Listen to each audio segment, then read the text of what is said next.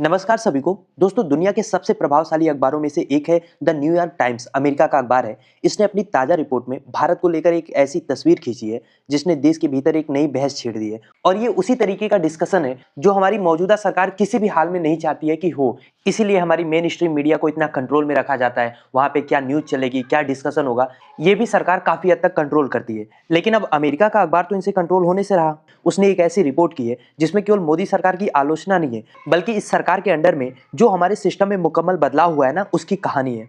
क्या है ये कहानी? तो अखबार लिखता है भैया कि पिछले 11 साल में जब से हमारे मोदी जी सत्ता में आए हैं, भारत ने चुपचाप अपनी बुनियादी पहचान को सेकुलर डेमोक्रेसी से चेंज करके हिंदू फर्स्ट नेशन की ओर मोड़ रहा है। हिंदू फर्स्ट का मतलब समझ रहे हैं? हिंदू राष्ट्र। आगे अखबार कहता है कि इस प्रोजेक्ट का, ये जो हिंदू फर्स्ट नेशन वाला प्रोजेक्ट है, इसका सबसे बड़ा प्रोडक्ट बन के उभरे हैं नरेंद्र मोदी। लेकिन ये रिपोर्ट मोदी से ज्यादा उस हिस्से पे फोकस करता है जहां से मोदी को उनकी आइडियोलॉजी को ताकत आती है। यहाँ पे बात होता है संघ की, जिसकी बात आप देखोगे विपक्ष में ज्यादातर लोग नहीं करते हैं, केवल राहुल गांधी को अगर हम छोड़ दें तो। ये रिपोर्ट दावा करती है कि संघ यानी कि आरएसएस ने भारत की रगों में यानी कि उसके संस्थानों में अपनी पैठ को इतनी गहरी बना ली है कि अब उसे उखाड़ पाना लगभग नामुमकिन सा हो गया है। तो क्या कुछ इस रिपोर्ट में लिखा है, और क्या इस रिपोर्ट को देख के हमारी मीडिया को थोड़ी शर्म आएगी कि सरकार से कैसे सवाल करते हैं, सरकार को कैसे कटघरे में खड़े करते हैं, कैसे रिपोर्ट की जाती है, उससे कुछ सीख लेंगे? आइए सारे पॉइंट को एक एक करके समझते हैं। देखिए, न्यूयॉर्क टाइम की रिपोर्ट में जिन संस्थानों का जिक्र किया गया है कि जिसपे आरएसएस ने डीप कैप्चर कर लिया है, उसमें सिर्फ सरकार नहीं है बल्कि पुलिस, आर्मी, जुडिशरी, मीडिया, यानी जितने भी लोकतंत्र के पिलर हैं, चाहे छोटे हों बड़े हों, ये सारे शामिल हैं। रिपोर्ट कहती है कि संघ ने 1 सदी की तपस्या की है। उसके बाद नरेंद्र मोदी के टेन्योर में भारत के सिस्टम के हर कोने में अपने स्वयंसेवकों को, अपनी विचारधारा को बैठा दिया है।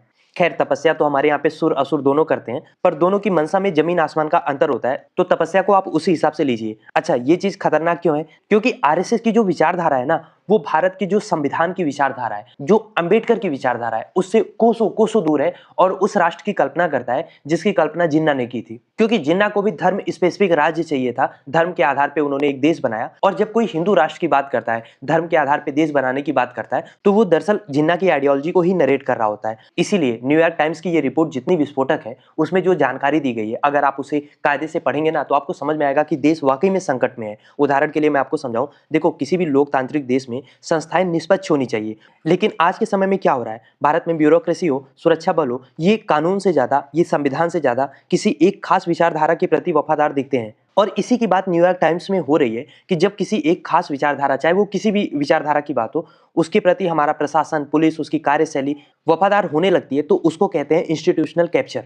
न्यूयॉर्क टाइम्स के अनुसार ये घुसपैठ इतनी बारीक है कि इसे चुनाव हारने या जीतने से तुरंत नहीं बदला जा सकता। यानी अगर कल को सत्ता का चेहरा बदल भी जाता है, केंद्र में इंडिया अलायंस की सरकार भी बन जाती है, तो भी ये जो सिस्टम इतना भीतर घुस चुका है, उसको तोड़ पाना, उसके नेटवर्क को खत्म कर पाना इतना आसान नहीं होगा। वो जस का तस बना रहेगा। इस रिपोर्ट में आरएसएस की पूरी कहानी को समराइज करने की कोशिश की गई है कि कैसे आरएसएस ने 2025 में अपने 100 साल पूरा कर लिया है, और 1925 में नागपुर की गलियों से शुरू हुआ ये सफर आज दिल्ली के झंडे वालन में बना 13 मंजिला का भव्य इमारत, जिसको केसो कुंज कहा जा रहा है, वहां तक पहुंच चुका है। 150 करोड़ की लागत से बना ये टावर बता रहा है कि आज राजनीति का असली पावर सेंटर आरएसएस का ये मुख्यालय बन चुका है, उसकी विचारधारा बन चुकी है। और मजेदार बात क्या है पता है? खैर, मजेदार तो इसको नहीं कह सकते, लेकिन खास बात यह है कि हिंदुओं को जोड़ने के नाम पर आरएसएस वालों ने इतना पैसा जोड़ लिया है, इतनी तिजोरी भर ली है कि इसका कोई हिसाब ही नहीं है। मोदी जी इसको एनजीओ बताते हैं, लेकिन इस एनजीओ की जब आप बिल्डिंग देखेंगे, इनकी लेविश लाइफ स्टाइल देखेंगे, तो आपको लगेगा कि एनजीओ से अच्छा तो कोई बिजनेस ही नहीं है। हिंदू को खतरे में बताते बताते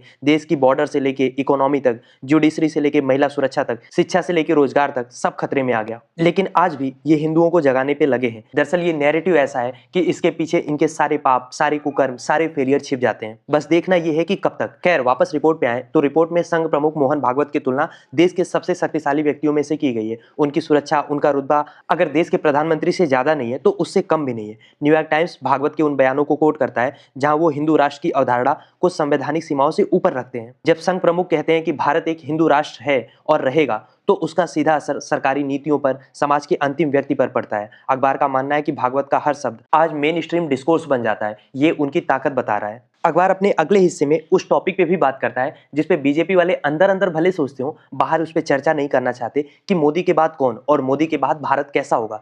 तो न्यूयॉर्क टाइम्स अपनी इस रिपोर्ट में कहता है कि उत्तर प्रदेश के मुख्यमंत्री योगी आदित्यनाथ दरअसल मोदी जी का रिप्लेसमेंट हो सकते हैं। अखबार उन्हें बुलडोजर बाबा के नाम से संबोधित करता है। रिपोर्ट के मुताबिक योगी केवल एक राज्य के मुख्यमंत्री नहीं है, बल्कि वो इस कट्टर हिंदुत्व का ऐसा चेहरा है जिसे संघ अपने भविष्य के लिए तैयार कर रहा है। उनकी जिस तरीके की राजनीति है, वो न्याय की जो स्थापित प्रक्रिया है, जो ड्यू प्रोसेस ऑफ लॉ है, उसके बजाय त्वरित न्याय और प्रतीकों पर आधारित है। इसीलिए तो उनको बुलडोजर बाबा कहा जाता है। न्यूयॉर्क टाइम्स कहता है कि मोदी का विकल्प अगर कोई है तो वो योगी आदित्यनाथ ही हो सकते हैं, जिनकी छवि समाज को और ज्यादा पोलराइज करने वाली मानी जाती है। अब अगर मैं आपसे कायदे से कहूँ ना, तो ये रिपोर्ट शर्मसार करने वाली है। इसकी जब हर लाइन हम पढ़ते हैं तो लग रहा है कि यार भारत कितना पीछे जा रहा है। आप सोचो, यहाँ पे जो क्रिसमस के दौरान कई राज्यों में चर्चों और ईसाई समुदाय पे हमले हुए हैं, उसका भी चर्चा किया गया है। न्यूयॉर्क टाइम्स लिखता है कि भारत के 20 करोड़ मुसलमान और ईसाई आज खुद को एक ऐसे माहौल में पा रहे हैं जहां कानून उनके लिए है ही नहीं। कानून व्यवस्था का साथ मिलना मुश्किल होता जा रहा है। और आप देखो, मॉब लिंचिंग की घटनाएं जिस तरीके से अब नॉर्मलाइज होती जा रही हैं, वो दरअसल इस बात का प्रमाण है कि समाज में नफरत की जड़ें कितनी गहरी हो चुकी हैं। रिपोर्ट का दावा है कि जब देश की पुलिस और प्रशासन भी इन घटनाओं को मूक दर्शक बन के देखती है, तो संदेश साफ जाता है कि अब देश सबके लिए बराबर नहीं है। और ये घटनाएं, ये डिस्टर्बेंस केवल सामाजिक नहीं है, बल्कि एक बड़े संवैधानिक त्रासदी की ओर इशारा कर रही है। और जानते हैं क्या, जंगल में आग लगाने के लिए एक माचिस की तीली काफी होती है, लेकिन आग बुझाने के लिए समुद्र और नदियां कम पड़ जाती हैं। वही हालत यहाँ पे भी हो रहा है। जिस तरीके से हम फांसीवादी और कट्टरपंथी की ओर बढ़ रहे हैं, सोचो दुनिया का सबसे प्रतिष्ठित अखबार जब भारत को एक रिलीजियस स्टेट के रूप में पेश कर रहा है, तो जो विदेशी निवेशक हैं उनके मन में भारत को लेकर सोचो कैसी इमेज बन रही है। और जब एक बार इमेज बिल्डअप हो जाती है, उसको तोड़ने में सदियों लग जाती है। मोदी जी ही कहा करते थे ना कि कैसे भारत को सफीरों का देश बोला जाता था, कितनी गंदगी मानी जा रही थी। ये सब 70 सालों में भी सही नहीं हो पाया। 70 साल बाद भी आप इस बात की दुहाई दे रहे हो। ये जो अब आप आग लगा रहे हो, ये कब जाके बुझेगा, ये लोगों को सोचना चाहिए। क्या भारत में कंपनियां निवेश करना चाहेंगी जहां पे स्टेबिलिटी ना हो, कानून निष्पक्ष ना हो? अगर भारत के आंतरिक हालात और बिगड़ते गए, सांप्रदायिक तनाव बढ़ता गया, भेदभाव की ओर हम बढ़ते चले गए, तो लंबे समय में इसका बहुत ज्यादा इकोनॉमिक लॉस होगा। फिर क्या होगा? फिर हम और पिछड़ते चले जाएंगे।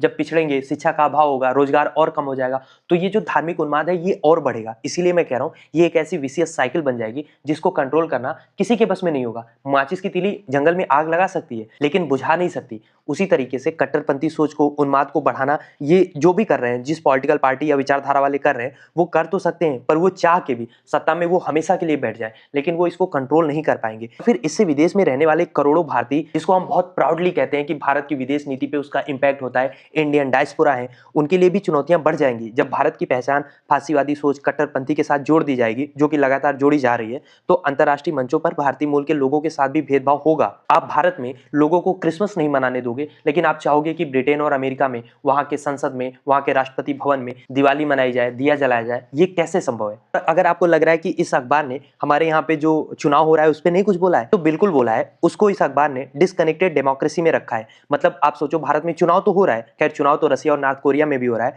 लेकिन चुनाव में जो मुकाबला है, वो जो लेवल प्लेइंग फील्ड है, उसको खत्म कर दिया गया है। चाहे वो ED, CBI, income tax, vote चोरी, एसआईआर, मशीनरी जैसे भी किया गया है, लेकिन खत्म कर दिया गया है। खैर मैं इसमें अनलिमिटेड कॉर्पोरेशन का डोनेशन और मीडिया का समर्थन जोड़ना भूल गया हूं, तो आप इसको समझ लीजिए। तो कहने का मतलब ये है, इस अखबार का जो क्रक्स है वो ये है कि मोदी के बाद भी ये सिस्टम मोदी के बाद खत्म नहीं होगा। इनफैक्ट एक सिस्टम बना दिया गया है, ये जो वन मैन से ऊपर चला गया है। रिपोर्ट का संकेत ये है कि माइनस मोदी के बाद भी ये सिस्टम चलता रहेगा, क्योंकि इसे चलाने वाले पुर्जे अब संस्थानों के भीतर अस्थायी रूप से फिट हो चुके हैं। और संघ की ये सफलता कोई दुर्घटना नहीं है। पिछले 100 सालों में उन्होंने शिक्षा और संस्कृति के जरिए एक ऐसी नई पीढ़ी तैयार कर ली है जिनकी जड़ें लगातार फैल रही हैं। विद्या भारती के स्कूलों से लेकर संघ की शाखाओं तक एक ऐसा नैरेटिव सेट किया गया है जो भारत के संविधान से ज्यादा हिंदू संस्कृति को प्राथमिकता देता है। न्यूयॉर्क टाइम्स का विश्लेषण कहता है कि आज हम इतिहास के उस दौर में हैं जहां पे तथ्यों को बदला जा रहा है ताकि वो सत्ता के अनुकूल दिखे, और इसमें मीडिया बराबर का सहयोगी है। धर्मनिरपेक्षता शब्द को आज एक गाली की तरह पेश किया जाता है, जो इस बात का सबूत है कि वैचारिक युद्ध में संघ ने एक बड़ी जीत हासिल कर ली है।